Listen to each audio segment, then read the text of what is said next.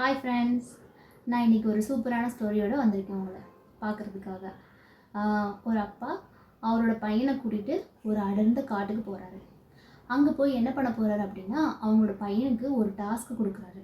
இன்றைக்கி நைட்டு ஃபுல்லாக இந்த காட்டில் நான் உன்னை கண்ணை கட்டி நிப்பாட்டிடுவேன். அப்புறம் விடியும்போது தான் நான் உன்னை வந்து பார்ப்பேன். அது வரைக்கும் நீ தைரியமாக பயப்படாமல் இருக்கணும். அதை தான் நான் இன்றைக்கி ஒன்று செக் பண்ண போகிறேன் அப்படின்னு சொல்லிட்டு அவங்க அப்பா கூப்பிட்டு போகிறாங்க. அவங்க பையனும் ரொம்ப சந்தோஷமாக ஃபர்ஸ்ட் டைம் பண்ணுறோம் அப்படின்னு சொல்லி ரொம்ப எக்ஸைட்டடாக ஓகே சொல்லிவிட்டு 2 பேரும் காட்டுக்கு போகிறாங்க. காட்டுக்கு வந்தாச்சு. இப்போது வந்து ஒரு துணி எடுக்கிறாங்க. துணியை எடுத்து பையனோட கண்ணை கட்டிட்டாங்க. இருட்ட ஆரம்பிச்சிருச்சு. இப்போ அப்பா சொல்கிறாங்க, தம்பி உன் கண்ணை கட்டியாச்சு, அப்பா இப்போ வீட்டுக்கு போயிட்டு காலையில் விடிஞ்சதுக்கப்புறம் வருவேன், அது வரை நீ நல்லா தைரியமாக இருந்துக்கோ அப்படின்னு சொல்லிட்டு அப்பா கிளம்பிட்டாங்க. பையனும் ரொம்ப சந்தோஷமாக ரொம்ப எனர்ஜெட்டிக்காக ஓகேப்பா அப்படின்னு சொல்லிட்டு பாய் சொல்லிவிட்டு அனுப்பி வச்சிடறான்.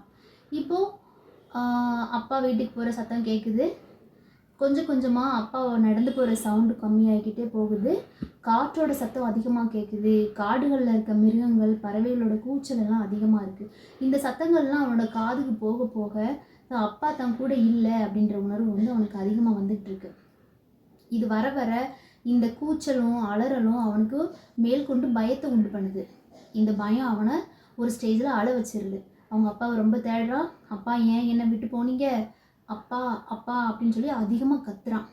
கத்திட்டு எப்படா விடியும், அப்பா எப்படா வருவார் அப்படின்னு சொல்லிட்டு அவளோட பார்த்துக்கிட்டே இருக்கான். அதே மாதிரி விடிஞ்சுது. அப்பா வர சவுண்டு கேட்டுது. அப்பா வந்து, தம்பி அப்பா வந்துட்டேன்ப்பா அப்படின்னு சொல்லி அவன் கண்ணு கட்டின துணியை கலட்டுறாங்க. கலட்டினதும் அழுகை நிறைஞ்ச கண்ணோடு அவங்க அப்பாவை ஓடி போய் கட்டி பிடிச்சிக்கிறான். ஏன்பா என்னை விட்டுட்டு போனீங்க, நான் ரொம்ப பயந்துட்டேன் அப்படின்னு சொல்லி சொல்கிறான். அப்போ அப்பா என்ன சொன்னாங்க அப்படின்னா, தம்பி நான் எங்கேயுமே போகலை, உன் கண்ணை கட்டிட்டு உன் பக்கத்துலேயே தான் இருந்தேன். அப்பா ஒரு பேச்சுக்கு தான் சொன்னேன் நான் வீட்டுக்கு போயிடுவேன், நீ நைட்டு ஃபுல்லாக தனியாக இருக்கணும் அப்படின்ட்டு. நான் எப்படிப்பா உன்னை தனியாக விட்டுட்டு போவேன், உன் பக்கத்துலேயே தான் இருந்தேன். இவ்வளோ பெரிய அடர்ந்த காடில் என் பிள்ளை ஒன்று நான் தனியாக விட்டுட்டு போகணும் அப்படின்னு சொல்லிட்டு அப்பா சொன்னாங்களாம்.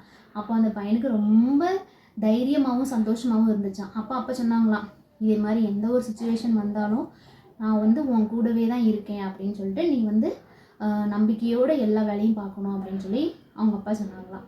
ஸோ இதே மாதிரி தான் நம்ம எந்த ஒரு வேலை பார்க்குறதா இருந்தாலும் கடவுளோ அப்படி இல்லைன்னா நம்ம நல்லா இருக்கணும் அப்படின்னு நினைக்கிறவங்க, நமக்கு அதிகமாக நம்பிக்கை கொடுக்குறவங்க நம்ம கூடவே இருக்காங்க அப்படின்ற ஒரு எண்ணத்தோடு நம்ம எந்த வேலையும் செஞ்சோம் அப்படின்னா அந்த வேலையை நல்லபடியாக நம்ம செஞ்சு முடிப்போம். நமக்கு எந்த விதமான பயமும் இருக்காது.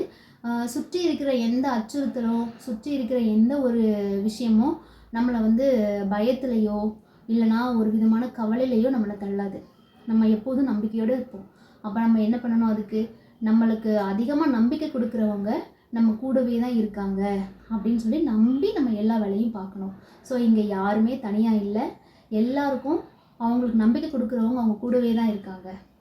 இந்த கதை பிடிச்சிருந்துச்சுன்னா நீங்கள் லைக் பண்ணுங்கள். இதில் உங்களுக்கு தோன்றதை நீங்கள் கமெண்ட் பண்ணுங்கள். நீங்கள் என்ன நினைக்கிறீங்க அப்படின்றத. தேங்க்யூ.